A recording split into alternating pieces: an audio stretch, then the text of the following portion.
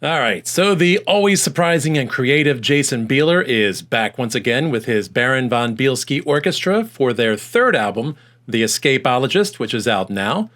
So there are questions you may have. Do Jason and crew keep up the high quality established on the first two albums? Will we be treated to fun and creative pseudonyms for his gaggle of guest musicians? Will we feel concern for Jason's state of mind because of the lyrical content? These answers and more, coming right up.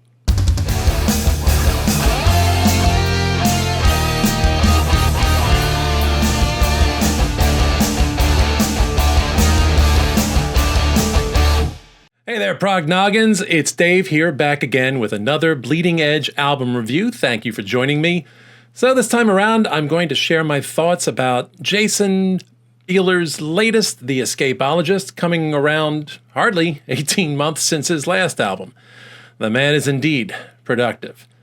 Joining him this time around, Andy Black Sugar, known from his work with KMFDM on guitars and various other things. Edu Caminado, I don't know if I pronounced that right or not, done some work with Mr. Big, Jeff Tate, as a touring drummer. And also Johann Nyman, or is it Neiman? I'm going to go with Nyman. I'm probably wrong. Of Evergrey, also joining him on bass. And some other people. Not entirely sure exactly who they are. Google searches weren't helpful. But we've got names like Ronaldo Eclipser Jr., Norrington Blamestown, Pleasant Strife North, and of course my favorite, Diatribe Impossibles. They could be almost anybody. There's a half-decent chance that one of them is Devin Townsend, but I don't know for sure, and Jason's not talking. You can check out my interview with him if you want to. Talked with them a couple weeks back about this very album, and I'll put that link down in the description so you can find it easily. Once again, this album is produced by Jason with help from the Baron von Bielski himself. And we got 10 songs topping out at a brisk 44 minutes and 11 seconds. So this is not a long listen. I think the thing that's important to understand is, as prog's secret weapon, Jason is atypical of the progressive rock beast out there. He's not prone to extended compositions. He's not prone to long concept albums. He writes what he writes, and he writes it when he writes it. And some of you, if you've been following along with him for the last year or two, have seen a lot of these songs already released as singles here and there. I think probably about 5 of them were released prior to the album, with the 5th or maybe 6th, Savior, coming out the week before that. Or was it 2 weeks before? I think it was 2 weeks before that, now that I think back. So you probably have already heard a lot of the album. Jason, that's the way he works. He works continually, really. And the first song that was released on this album, March of the Viconauts, I think came out like a month, maybe 2 months after the last album. So he is continually creating. We'll see what he did this time around in just a few moments. Before I dive into the review, just a quick reminder, please take a moment, hit the like and subscribe. Let me know if you like this content. Follow along as I do other album reviews. I try to do them weekly, as well as some song reactions. I've been behind on those, but I will be catching them up soon. And as noted, the occasional interview, if I can get a hold of somebody in the Western Hemisphere. That's the hard part for scheduling purposes. Also, check out the Expanse on Live 365 and TuneIn Radio if you haven't. If you want some all-day prog across the entirety of the progosphere in terms of style and time and all that time period, go check them out. You might enjoy them. I hope you do. All right, so as always, I do album reviews. I review them in 4 dimensions as according to how they impact me when I experience them. That is intellectual, innovation, technical, aka progginess, and emotional. And depending on what's going on, I might sometimes toss in an enjoyment modifier that adjusts the final score just a little bit according to how well I enjoyed the album. See, because I don't necessarily review just based on how much I enjoyed it. I try to do it pretty objectively. And so sometimes I got to adjust a little bit if I think it went too far one direction or the other. So let's dive into this here. The Escapologist, Jason Bieler and the Baron von Bielski Orchestra. So looking at the intellectual side. So This is interesting, really, in many ways. If you have seen interviews or read interviews with Jason and heard his music, if you're familiar with it, you probably may be aware already, or you may not, that his persona that he projects and the music in terms of its sound on the album can be a little bit deceptive. He tends towards self-deprecation and bouncy melodies. And if you've ever seen his various personal portraits, or whatever you want to call them, his headshots, somebody somewhere in his orbit has a pretty strong Photoshop game, and he's been presented as anything from a muscled-out tattooed dude to Hellboy to Frankenstein's monster to a version of Jason with a smaller version of Jason sitting on his knee. The man comes across as really silly, but you know what? In all honesty, that stuff is actually cloaking really deeply reflective and at times almost despairing lyrics, dark lyrics. He's clearly got a lot on his mind that maybe he doesn't necessarily talk about openly or easily, but perhaps is something he feels most comfortable sharing in his lyrics and in his music. This album, again, is not a concept album. It's not a prog album in that sort. It does not telling a narrative story. It's not a thematic album, although I'd say there are some recurring themes there. I don't think that's intentionally meant to be an overarching theme. But a lot of stuff he's talking about is sort of state of the world, his reflection on man's inhumanity to man and conflicts that exist in this world currently, bordering on the apocalyptic in terms of what he projects to the future. Like, he's talking about some serious stuff, and some of it very dark.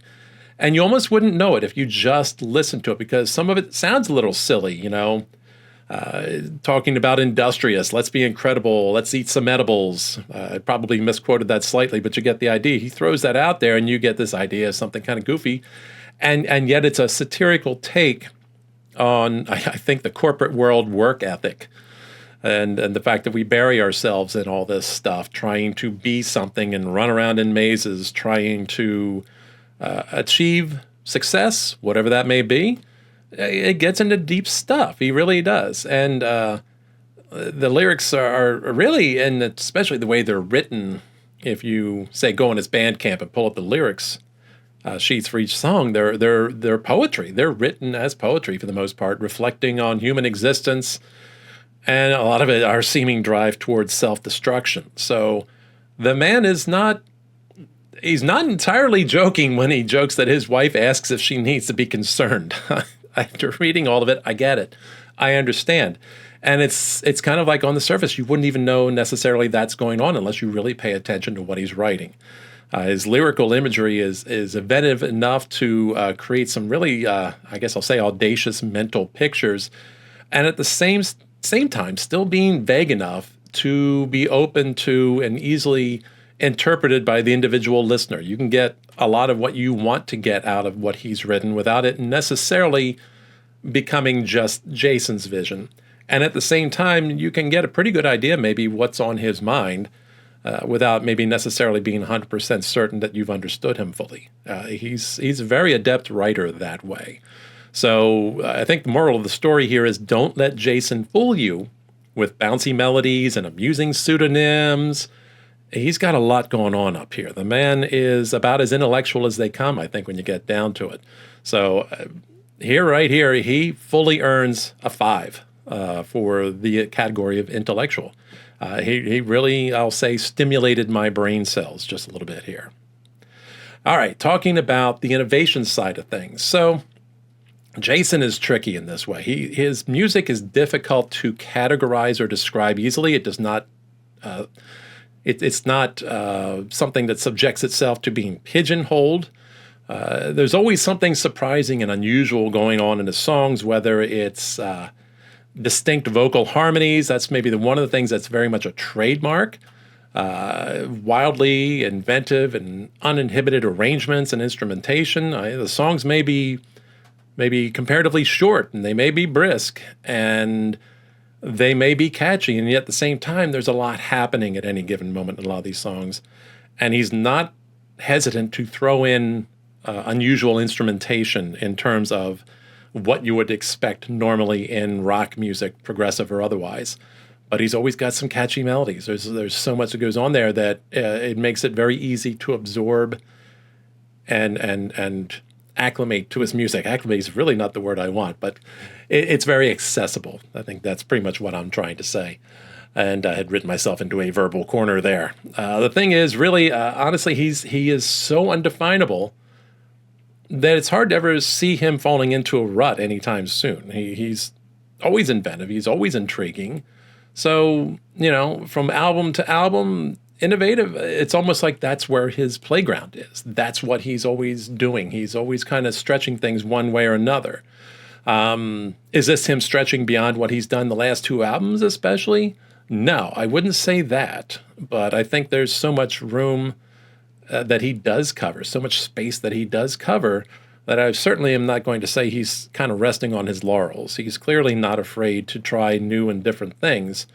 Being predictable is not something I think he's necessarily in danger of doing. So for innovative, I'm rating him a 4. Very solid work there in that sense. All right, technical. Again, like Jason is not a standard issue progressive musician or artist. What you're going to be finding here, if you don't already know, is not what one would call traditional progressive rock or progressive metal. He kind of rides a line there between rock and metal a little bit. There's no extended compositions. There's no instrumental noodling here and there. Yeah, there are some guitar solos, and they're pretty fire, I got to say, right here and there.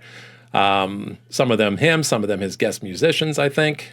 And it's more the instrumentation and the arrangements that one would necessarily say are the technical spice of his music, that there's always a lot happening at any given moment. It may seem on the surface fairly simple, but it really isn't. There's always this level of complexity to them, but it's just not taking it too far. It doesn't stretch it out, but it succeeds in taking something complex and making it seem pretty simple and easy to absorb. And I don't think that is an easy thing for anybody to do. So I'm pretty impressed with what he's able to pull off. And the fact that he doesn't give in to self-indulgence or overindulgence ever.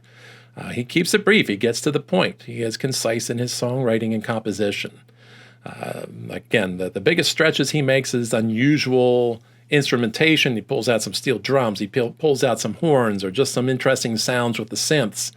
He's always got something a little bit different to share album to album and oftentimes song to song. So yeah, we're not talking Dream Theater level theatrics. And at the same time, I kind of feel that those playing with Jason and himself included are perfectly capable of doing that if that's what they wanted. It's just that the songs he's writing don't call for it. They don't ask for it. And I think it's impressive restraint when an artist is able to say, I wrote it simple, I'm going to keep it simple, and I'm not going to stretch things out any more than they need to be. So to go too far actually would be too much. It does leave one, in this case one being me, I don't know about the rest of you, wondering what he and his buddies could do if they wanted to dedicate themselves to something in the more traditional progressive rock vein. Like, I don't know if Jason knows about Jim Godfrey's belief that all prog artists eventually need to do an extended concept album, maybe even a double album, but I'd be totally up for hearing what Jason would turn out if that's where he decided to turn his creativity. So again, for technical here, I almost lost track of where I was. For the technical aspect of things, I'm giving him a 4. Like, he's got a lot going on. This is on a level with one would maybe say Toto. Yeah, they're brief songs. They have a pop sheen to them, but there's a lot happening there, and there's musicians that are putting in a lot of talent. All right, getting into the final category, the emotional aspect of things. So I'm going to be honest here, and I'm sure somebody somewhere is going to be thinking this, and if I don't get called on it now, I'm going to be called out on it in the future. So I'm just going to call myself out on it. I worry I'm probably getting repetitive in this category because I keep coming back to the same rating. We'll see where things end up halfway through the year or further on. You know, who knows? Maybe I'm just tough that way. Maybe I'm dead inside. That could be. Anyway, the songs are fun. The lyrics are intriguing. It's very, very engaging. But I wouldn't be honest if I said I didn't feel a ton of emotion tied to any of it. What's going on? None of that sense of excitement with these, like with I often hear glorious passages, no emotional response in terms of wanting to get misty about something that hits me in the feels.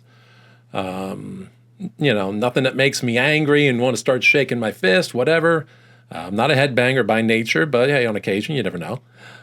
But in that sense, I admit my emotional responses are typically related to musical passages, and probably frequently the ones that really hit the hardest are that combination of musical passages with really affecting lyrics. Those things are the ones that really hit me, and I feel that swell of emotion. That didn't happen this time around. I can't say it necessarily happened with his other stuff either, per se. I may be tough to get an emotional reaction. Again, I'm dead inside. Anyway, I can't say that happened here, but as much as I did enjoy it and thought it was fun, that was cool. But I will do what I have done probably for every album I've reviewed so far to this point and rate this a 3. Forgive me if I seem repetitious. I'm aware of it. I am self-aware. We'll see where it goes by the end. Let's see if somebody else hits me in the feels the way something from Fauna did 2 years ago, or Kairos managed with their first song. Oh, and I'm going Esoterica. There it is. Last year, and see what happens. But anyway, I don't mean to be repetitious. It's just what happens sometimes. So you add all those up, you divide them, you get the average. The raw score for the album is 4. Now, we mentioned that enjoyment modifier earlier, and I've said to the man himself in the interview that Jason is a really consistent artist. He's always surprising, but you always know he's going to put out some high quality stuff. And there's no filler really in this album. I don't think there's been any filler in any of his albums where I go, There's always a song or two that really you can hear him pushing the boundaries a little bit and trying some new things. What I would say is this time around, the third album, I'd say probably didn't quite hit me as hard as, or give me something quite as memorable as the last two did with things like Human Head or Bring Out Your Dead. So is that a big thing? Is it really that far of a change that there's not as much of a memorable song for me? No, and not huge, but, felt I needed to just say, if I would have given those last two albums a solid 4, which I expect I would have, I would knock this one down like by a negative 0.25 modifier, bring it down to a 3.75. It's, if it's a drop off at all for most of the world, probably not. It might be a slight tiny drop off for me. And I think that's just because there maybe just wasn't quite that song that clicked with me as well as those others did. So there you go. 3.75 for Jason Bieler and the Baron von Bielski Orchestra, the Escapologist. Good solid album. I definitely recommend it if you like stuff in the vein of Devin Townsend when he's being one of his sillier moods, or even when he's not, because it's not a silly album. The music seems lighthearted, but it's some heavy-duty stuff that Jason is writing about on this album. There's a lot going on there. So definitely recommend it. Go check it out if you haven't already. Meanwhile, that's all I have for you. Stick around. Like I said, make sure you hit that subscribe button, follow along. More album reviews coming up. Got some big stuff coming up later this year. I'm going to finally get to the song reactions if you're interested in those, and we'll see what else happens with interviews. As always, I encourage you to never fear to deviate from the norm. And until next time, keep it proggy.